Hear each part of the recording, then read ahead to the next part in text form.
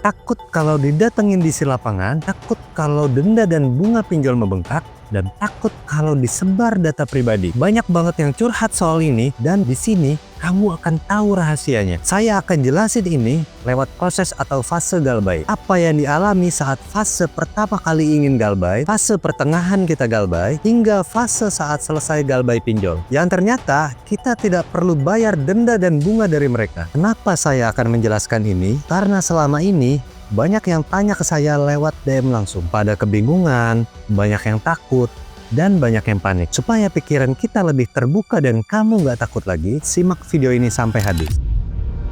Banyak yang berpikir bahwa galbay itu tidak aman, atau bahkan banyak yang belum tahu kalau pinjol itu sebenarnya bisa digalbaykan. Saat ini saya pribadi sudah menjalani lebih dari 2 tahun galbay pinjol, dan sampai saat ini saya masih hidup.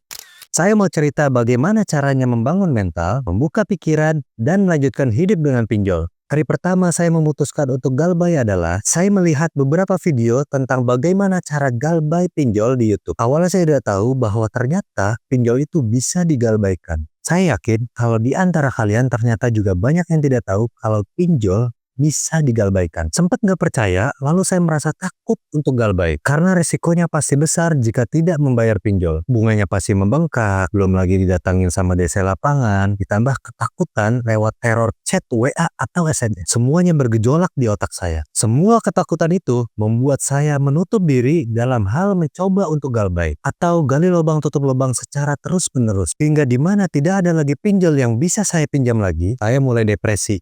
Hingga hampir mengakhiri hidup. Singkat cerita, akhirnya saya dengan bulat memutuskan untuk mencoba galbay. Rasanya sama persis kayak kalian yang banyak curhat ke saya. Malu disebar data pribadi di sosmed, di kantor, di sekitar rumah. Takut didatangi DC karena malu sama tetangga.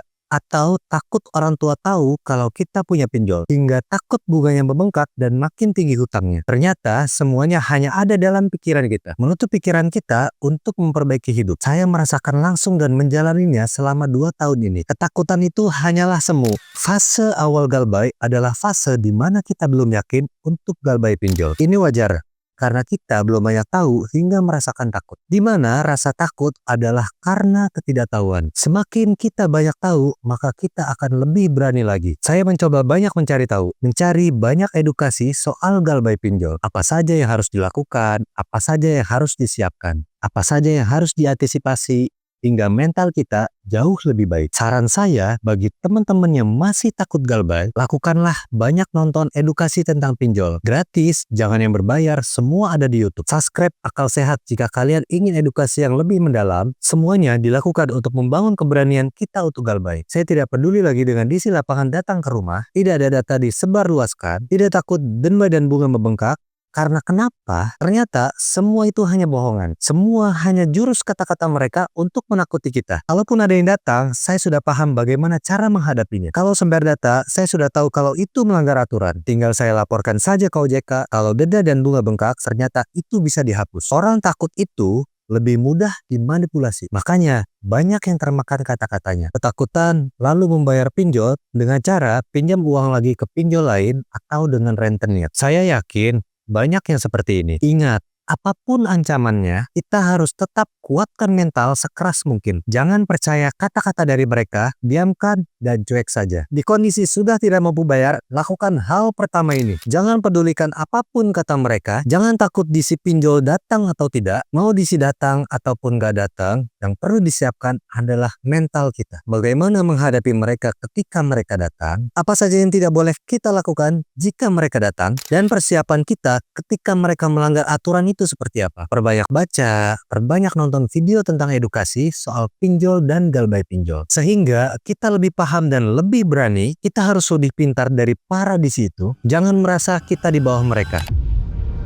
Setelah fase pertama kalian galbay, kalian akan masuk ke fase pertengahan, di mana kalian sudah mulai berani, mental lebih baik, dan bisa sedikit fokus ke kerjaan atau cari uang tambahan. Di fase ini, kalian akan tetap dapat chat atau telepon, tapi frekuensinya tidak sebarbar di fase pertama. Kalian akan melihat template chat yang berulang, kalimat-kalimat yang typo, hingga kalimat-kalimat yang salah sasaran, seperti mereka bilang sudah ada di depan pabrik, padahal kita tidak bekerja di pabrik, dan lain-lain. Di fase ini juga akan ada banyak penawaran pinjol lagi dari mereka. Akan ada penawaran potongan denda 50%, padahal denda dan bunga tidak perlu kita bayar. Saya akan jelaskan soal denda dan bunga di fase terakhir. Penawaran pinjol lain dengan hutang pinjol lagi, jadi kita disarankan untuk gali lubang tutup lubang. Hingga akan ada banyak jasa galbay dan jasa hapus data pinjol. Jasa galbay dan jasa hapus data pinjol itu saya pastikan semuanya hoax. Jasa galbay itu apa sih? Nah, jadi jasa galbay itu mereka menawarkan membayar semua pinjol kita, lalu kita hanya bayar pada mereka di satu tempat saja. Tapi tentu masih ada denda dan bunganya, bahkan penagihannya lebih parah. Sedangkan jasa hapus data adalah di mana mereka pura-pura curhat, masalah mereka selesai karena ikut program hapus data pinjol. Mereka akan bilang kalau hapus data pinjol itu dari OJK, padahal aslinya mereka menipu. Mereka akan meminta uang dengan tipu dayanya, menyuruh kita ambil pinjol lagi di aplikasi lain, lalu uangnya ditransfer ke mereka, dan nomor kita pasti diblokir. Betapa ironisnya tindakan seperti ini. Dan sayangnya, masih banyak sekali orang yang tertipu dengan rayuan mereka. Ingat teman-teman, mereka memanfaatkan ketakutan, kebingungan, dan kepanikan kita. Sehingga kita melakukan tindakan yang seolah-olah benar, padahal salah. Tidak ada orang yang mau menawarkan bantuan tanpa ingin imbalan. Semua yang berbayar saya pastikan itu tipuan. Masalah kita adalah masalah yang kita buat sendiri. Tidak ada orang lain yang bisa menyelesaikan masalah kita kecuali kita sendiri. Kenali diri kita, sadar akan kesalahan kita, sadar akan tindakan kita.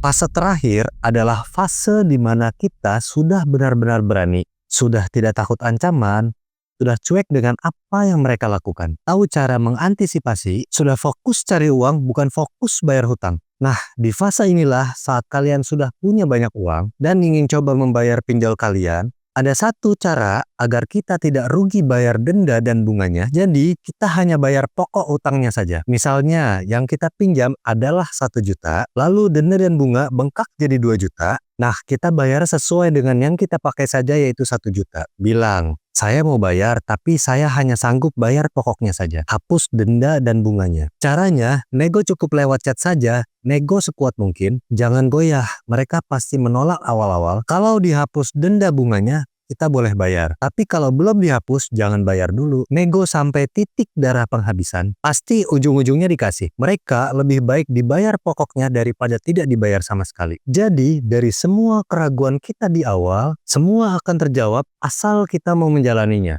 Buka pikiran kita agar lebih berani, jangan malas belajar, jangan malas cari edukasi. Jangan lupa juga selalu gunakanlah akal sehat.